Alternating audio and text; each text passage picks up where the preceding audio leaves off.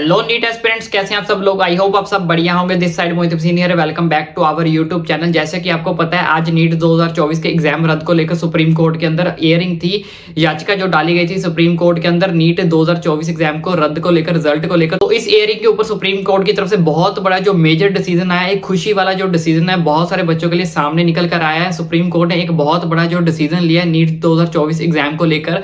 अब क्या डिसीजन लिया गया है वो मैं आपको सब कुछ अच्छे से फटाफट बता देता हूं कि अभी जो लेटेस्ट अपडेट निकल कर आई है सुप्रीम कोर्ट की तरफ से, वो क्या निकल कर आई है। नीट रिजल्ट के बाद दाखिल की गई याचिका, जैसे कि आपको पता है कि सुप्रीम कोर्ट के अंदर याचिका दाखिल की गई थी, से सुनवाई करते हुए आज उसकी सुनवाई थी, करते हुए कहा कि ग्रेस मार्क्स पाने वाले 1563 यानी कि 1563 छात्रों को फिर से जो है परीक्षा देनी होगी। जी हाँ, सुप्रीम कोर्ट की तरफ से बहुत बड़ा जो मेजर डिसीजन लिया गया है नीट 2024 एग्जाम को लेकर कि जिन बच्चों को ग्रेस मार्क्स दिया गया था, अब उनका जो एग्जाम है वो रद्द कर दिया गया है। उनको दोबारा से नीट की परीक्षा जो है वो देनी पड़ेगी। कितने वो छात्र है? 1563 वो छात्र है जिनको एग्जाम जो है वो रद्द कर दिया गया है सुप्रीम कोर्ट की तरफ से। हम काउंसलिंग के ऊपर रोक नहीं लगाएंगे। इसके साथ सुप्रीम कोर्ट ने ये बोल दिया कि हमने अभी फिलहाल के लिए काउंसलिंग के ऊपर रोक नहीं लगाई है। इसके लिए सुप्रीम कोर्ट ने नोटिस जारी करके 2 हफ्ते में जवाब मांगा है। सुप्रीम कोर्ट ने एक नोटिस भी साथ में जारी कर दिया है और साथ में इसका जवाब जो है वो मांगा है। अब अगली सुनवाई 8 जुलाई को होगी।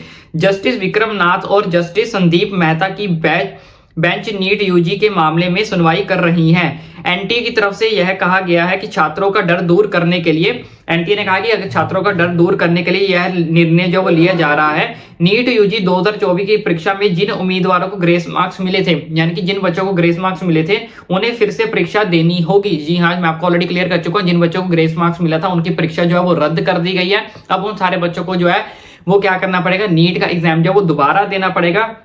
इस परीक्षा का रिजल्ट 23 जून को जारी किया जाएगा और इसके परीक्षा का जो रिजल्ट आएगा वो 23 जून को जारी किया जाएगा। इसके बाद ही काउंसलिंग की प्रक्रिया शुरू की जाएगी, यानी कि हमारी जो काउंसलिंग है वो 23 जून के बाद शुरू होगी। और जो उन परीक्षाओं का, जिन बच्चों का परीक्षा का रिजल्ट रद्द हुआ है, अब उनको एग्जाम दोबारा होगा और उसका जो रिजल्ट है वो 23 जून को वो जो है वो आएगा। अब सब बच्चों की आंखें, सब पेरेंट्स की आंखें, सब यूट्यूबर्स की, सब मेंटोर की, सब टीचर की आंखें अब 23 जून को ऊपर जो है वो टिकी रहेंगी कि 23 जून के अंदर फाइनली क्या जो रिजल्ट क्या अपडेट जो निकल कर सामने आती है, कैसा उनका रिजल्ट आता है। इसके साथ साथ ही और क्या बताया गया वो भी मैं आपको फटाफट बता देता हूँ।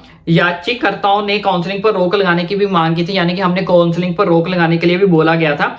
संक्षेप में कहा जाए, यानी कि एक्सप्लेनेशन से कहा जाए तो सुप्रीम कोर्ट तीनों याचिकाओं पर विचार कर रहा है। अभी सुप्रीम कोर्ट इस चीज के ऊपर क्या कर रहा है, विचार कर रहा है, जिसमें अभिनेताओं और नेशनल टेस्टिंग एजेंसी द्वारा 1500 अधिक उम्मीदवारों को लॉस ऑफ टाइम के आधार पर परीक्षा में ग्रेस मार्क्स देने में संबंध से संदेह जताने के लिए नीट यूजी 2024 के लिए रिजल्ट को चुनौती दी गई थी।